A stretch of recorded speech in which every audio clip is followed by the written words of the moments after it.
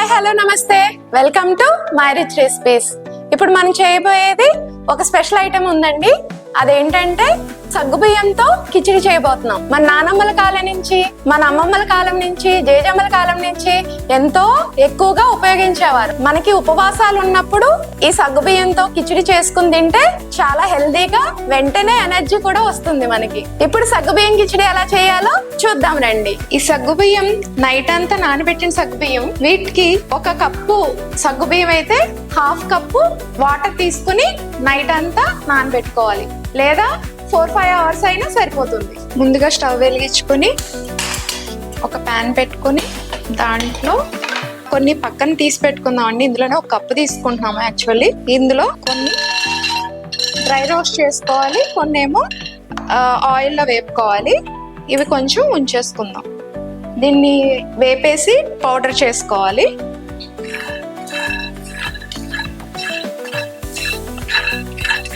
ఇలా ప్యాన్ వేడెక్కాక ఇవి వేపేసుకోవాలి.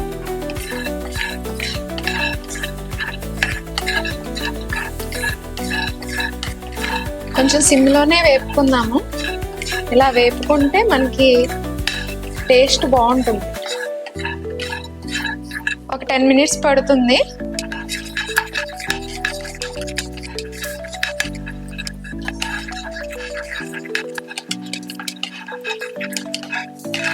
వేగిపోయాయండి,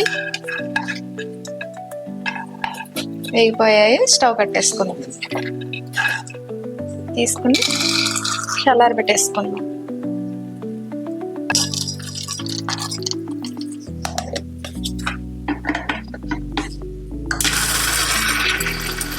ఇలా చెక్క ముక్క కిందే ఆడుకోవాలి, మరి మెత్తగా ఆడుకోకూడదండి. ఇప్పుడు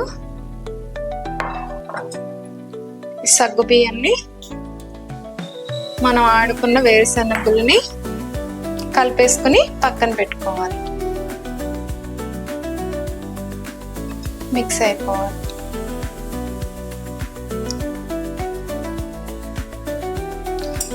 ఇందులో కాల్షియం ఉంటుందండి, మెగ్నీషియం ఉంటుంది, ఐరన్ కూడా ఉంటుంది.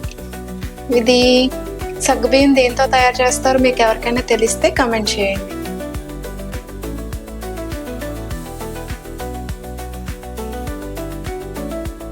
ఇలా పక్కన పెట్టేసుకోవాలి. పచ్చిమిరకాయలు చిన్న చిన్న ముక్కలుగా కట్ చేసుకుందాం. ఫైన్ గా చాప్ చేసేసుకోవాలండి. కొత్తిమీర కూడా కట్ చేసేసుకుందాం.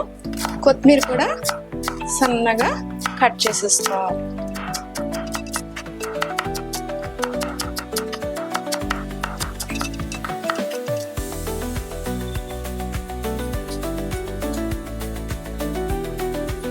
టమాటాస్ బాగా చిన్న చిన్న ముక్కలుగా కట్ చేసుకోవాలి.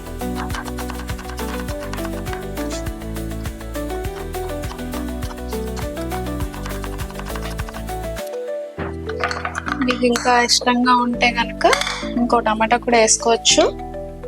మనం ముందుగా బాయిల్ చేసి పెట్టుకున్న బంగాళదుంపల్ని ఇలా తొక్క తీసేసి, ఎక్కువ తినాలి చిన్నపిల్లలు ఎక్కువగా పొటాటోస్ ఇష్టపడతారు కదా, వాళ్ళ కోసం మనం 2 వేసుకోవచ్చు, లేదంటే ఒకటైనా సరిపోతుంది. ఇలా బాయిల్ అయిన పొటాటోస్ అన్నిటిని పీల్ చేసేసుకుని ముక్కలుగా కట్ చేసేసుకుందాం.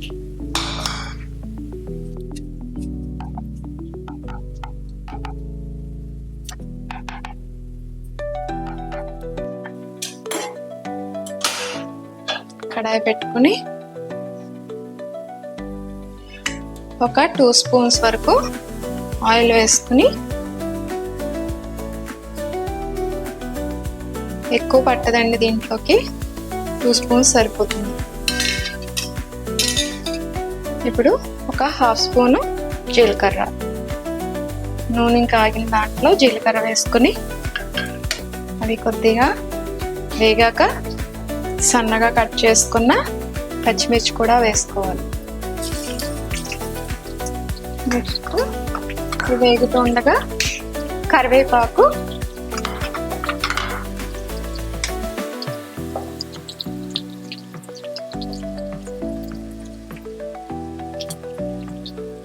స్పూన్ వరకు సరిపోతుందండి. పచ్చివాసన పోయేలాగా కొద్దిగా ఒక్క వైపు వేసుకొని టమాటా ముక్కలు కూడా వేసేసుకోవాలి.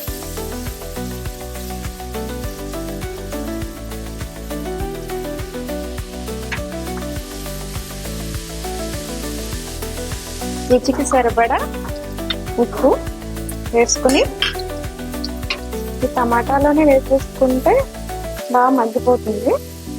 ఈ టమాటాలు మగ్గేలోపు ఈ ఫ్రోజన్ బఠానీ కూడా వేసేసుకున్నాం. ఫ్రోజన్ బఠానీ దొరకకపోతే మామూలు బఠానీ అయినా తీసుకుని ఉడకబెట్టేసుకుని వేసేసుకోవచ్చు. 2 విజిల్స్ వేయించేస్తే కుక్కర్లో మెత్తగా ఉడికిపోతాయి. ముందుగానే ఉడకపెట్టేసిన బంగాళదుంప ముక్కలు కూడా వేసేసుకుందాం.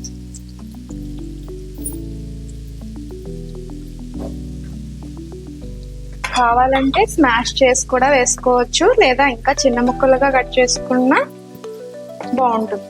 ముందుగా ప్రిపేర్ చేసుకున్న సగ్గుబియ్యం కూడా ఇందులో వేసేసి బాగా మూత పెట్టి మగ్గనివ్వాలి.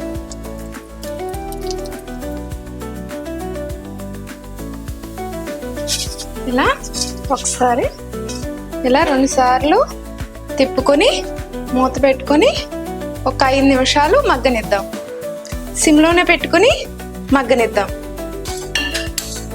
స్టవ్ వెలిగించుకుని ఒక 1/2 స్పూన్ ఆయిల్ వేసుకుని మనం గార్నిష్ కోసం కొద్దిగా 1 స్పూన్ వరకు వేరుశనగలు వేసుకుని వేపుకోవాలి.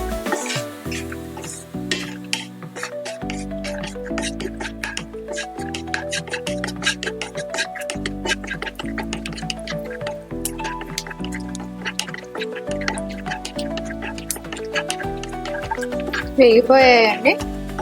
స్టవ్ కట్టేసుకుని ఒక బౌల్లోకి తీసేసుకున్నాం.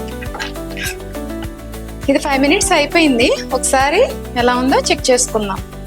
ఇంకా ఇది కొద్దిగా మగ్గకపోతే ఇంకొకసారి మూత పెట్టుకొని మగ్గించుకోవచ్చు.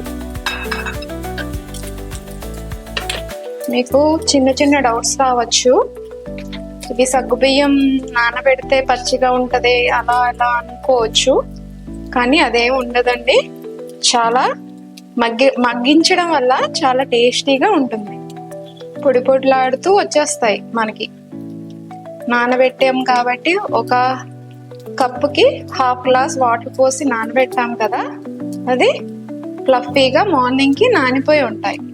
ఇంకా మగ్గిపోయాయి చూసారు కదా.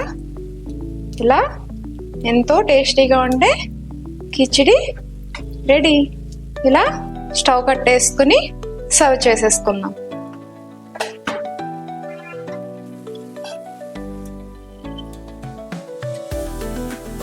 ఉపవాసాలు ఉంటే ఆనియన్స్ తినరు కదా, వాళ్ళకి కోసం నేను ఆనియన్స్ వేయలేదు. మామూలుగా అయితే ఆనియన్స్ వేసుకుంటే ఇంకా టేస్టీగా ఉంటుంది.